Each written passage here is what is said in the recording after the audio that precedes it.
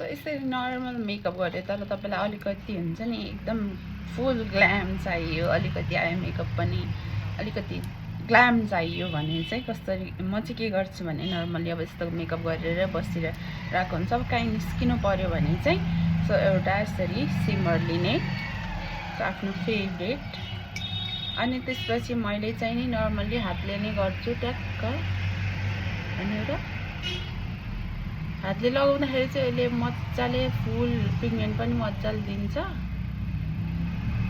So यसरी टक्क लगाउने सबै, अब कति चाहियो सो यसरी म चाहिँ फुल नै लगाइदिएको छु है।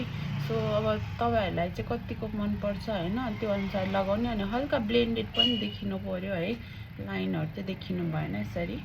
सो यति भएपछि चाहिँ कस्तो मजाको एकदम फुल ग्ल्याम देखिन्छ क्या। आइज न्युट्रल हुँदाखेरि अर्कै देखिन्छ, अनि यति हुँदाखेरि चाहिँ फुल ग्ल्याम जस्तो देखिन्छ क्या। सो मैले चाहिँ नर्मली यसरी गर्छु। यसरी गर्दाखेरि पनि छिटो पनि भयो, एकदम राम्रो पनि भयो है।